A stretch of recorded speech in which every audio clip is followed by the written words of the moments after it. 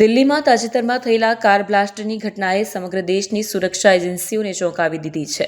આ ઘટનાના ઘેરા પ્રત્યાઘાત ગુજરાતમાં પણ પડ્યા છે. દિલ્હી બ્લાસ્ટ બાદ કેન્દ્રીય ગૃહ વિભાગ અને ગુજરાત પોલીસના ડીજીપીના આદેશ બાદ Surat police high alert mode પર આવી ગઈ છે.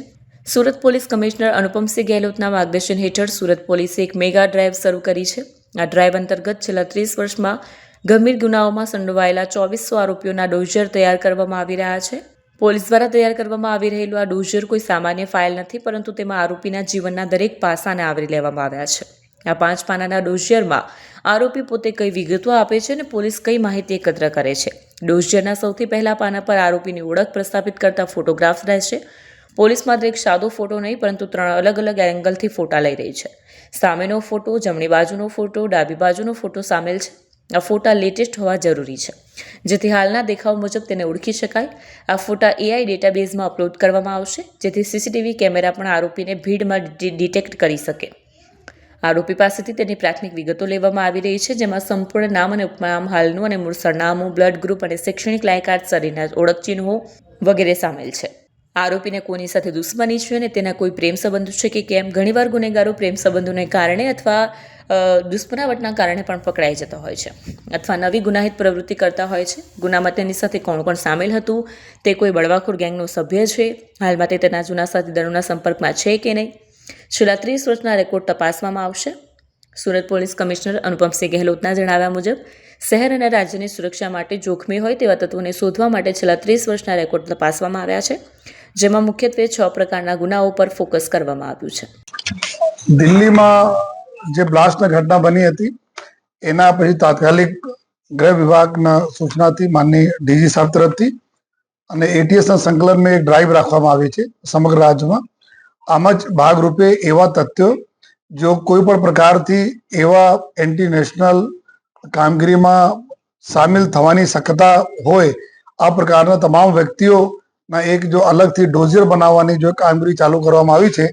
એના માટે સર્વપ્રથમ તો અલગ અલગ જો એવા ગુનાઓ જો લગભગ એન્ટી નેશનલ પ્રકારના ગુનાઓ હોય છે, એમાં જો છેલ્લા 30 વર્ષના ડેટા અમે લોકો લીધા, જે લોકો સામેલ હોય છે, ખાસ કરીને હથિયાર ધારાના જો કેસીસ, જો વેપન્સ વગેરેના સપ્લાયમાં વેપન સાથે પકડાયેલા છે, એવા છેલ્લા 30 વર્ષનું કુલ લગભગ જો 1717 જેટલા એવા લોકો છે જો પકડાય છે. અને સાથોસાથ નેક્સ્ટ છે બનાવટી ચલણી નોટો, जो FICN बोले છે કે જો ઇન્ડિયન જો કરન્સીના જો આ લોકો અલગ અલગ પ્રકારથી પ્રિન્ટ કરે, ડુપ્લિકેસી કરે જો યા કોઈ સારા જો આપણા કોઈ જગ્યાએ પ્રિન્ટ કરાવીને અને આમાં ભેળસેળ કરીને બેચતા હોય, એવા લગભગ 241 જેટલા લોકો છે જો. અને પછી જો આપણા એક્સપ્લોઝિવ એક્ટ હેઠળ જો ભૂતકાળમાં જેટલા કોઈ બોમ્બ્સ વગેરે બળા હોય, આપણા સુરત એક હિસ્ટ્રી ધરાવે છે કે બ્લાસ્ટ સાથે જોડેલા લોકો બી અહીંયા છે જો. તો એક્સપ્લોઝિવ એક્ટમાં મોટા કોઈ જથ્થા રાખવાના આ પ્રકારના કેસીસના જો આરોપીઓ હતા, કુલ 265 જેટલા આ લોકો આરોપીઓ છે. અને પછી એના પછી જો સિરિયસ જો પહેલે આપણા એવા એક્ટ છે જે ટેરર રિલેટેડ એક્ટ હતા, જેમાં ટાડા, પોટા અને ગુસ્સીટોક જેવા એક્ટો છે. આ એક્ટમાં જેટલા લોકો પકડાયેલા છે, આ લોકોનો જો એક માહિતી જોઈએ, જેમાં કુલ 233 જેટલા લોકો આવે. અને પછી જો NDPS જો આરોપીઓ જેના અત્યારે નાર્કો ટેરરિઝમ તરીકે બી અમારા લોકોના ટાર્ગેટમાં રહે છે, જો NDPSના સપ્લાયમાં જેટલા બી લોકો સામેલ છે, અને જો મોટા જો કાર્ટલ્સ હોય, પેડલર્સ હોય, આ પ્રકાર કુલ ટોટલ જો 1255 જેટલા લોકો છે. તો આ પ્રકારના કુલ અમે લોકોના. અને એના પછી જો એક નેક્સ્ટ કેટેગરી છે કે જે ઓઇલ ચોરીના, કે આ સૌથી મોટો એક જો નેશનલ થેફ્ટના પ્રોપર્ટીના થેફ્ટ છે. તો ઓઇલ ચોરીના ગુના જે આપણે સુરતમાં નથી, લેકિન આ 6 પ્રકારના હેડમાં જેટલા લોકો છેલ્લા 30 વર્ષમાં પકડાયા છે, એની પૂરી એક માહિતી રેડી કરીને એના ડોઝિયર બનાવવાના. ડોઝિયર એટલે કે જેમાં એના પૂરા નામ, સરનામા, એના ખૂબ અત્યારે એના હુલિયા કેવી રીતે લાગે છે, એના આજુબાજુના ફોટોઝ સીધા અને સાઈડ, લેફ્ટ સાઈડ, રાઈટ સાઈડના ફોટો, એના અત્યારે શું કરી રહ્યા છે, કોના કોના સંપર્કમાં છે, કામ ધંધા, એના બિઝનેસ શું છે, આ લોકોના અત્યારે કોઈ પ્રોપર્ટી વસાઈ લીધી હોય તો પ્રોપર્ટી કેવી રીતે આવી છે જો. અને એના હાલના એના સાગરીતો કોણ છે, કઈ પ્રકારના એક્ટિવિટીમાં સામેલ છે, આ તમામ પ્રકારના માહિતીના સંકલિત કરતા એક ડોઝિયરના પરફોર્મા બનાવવામાં આવેલા છે જો. અને અત્યારે જો પૂરી સમગ્ર જો પોલીસ, સુરત શહેરના તમામ ઝોનના પોલીસ ક્રાઇમ બ્રાન્ચ એસઓજી તમામ લોકો આ ડ્રાઈવમાં સામેલ થઈને આ લોકો ડોઝિયર બનાવવાની કામગીરી કરી રહ્યા છે જો જેમાં સાથોસાથ આ લોકોને લેટેસ્ટ લોકેશન બારેમાં અમે લોકો જોયા તો ટોટલ લગભગ 3800 જેટલા લોકો થાય છે.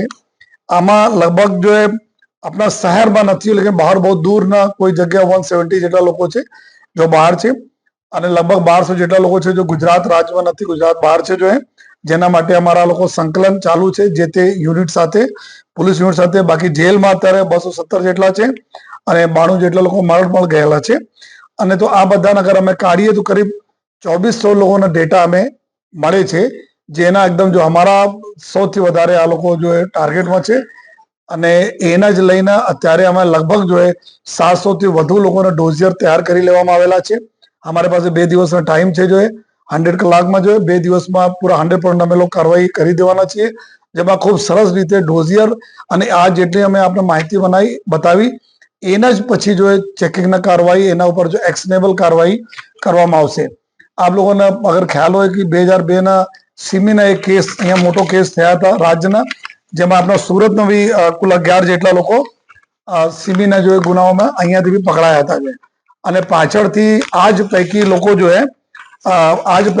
જો બોમ્બ બ્લાસ્ટ જો ઘટનાઓ બની હતી 2008માં જો બોમ્બ મૂકવાની અને બોમ્બ બ્લાસ્ટ અમદાવાદમાં આમાં બી અમુક લોકો સામેલ હતા જો તો જે આ પ્રકારના જો એક્ટિવિટી કરવા લોકો છે એના જ અમે લોકો અત્યારે જો બરાબર ભીંસમાં લેવા માટે જો પોલીસ કાર્યવાહી કરી રહી છે જેથી કે કોઈ પણ પ્રકારના એન્ટી નેશનલ એક્ટિવિટીમાં આ લોકોના કોઈ સામેલ નહીં થાય અને ટાઈમ રહેતા જો પોલીસનો બી ટાઈમલી જો ઇન્ફોર્મેશન મળતા રહે તો આ પ્રકાર જો અલગ અલગ જેટલા અમે બતાયા આપના જો અને કોઈ પણ એવા જેટલા બી સિરિયસ આપના અમે વાત કરી જોઈએ એવા કોઈ પણ ગુના નથી જેમાં સુરતના ક્રિમિનલો સામેલ ના હોય.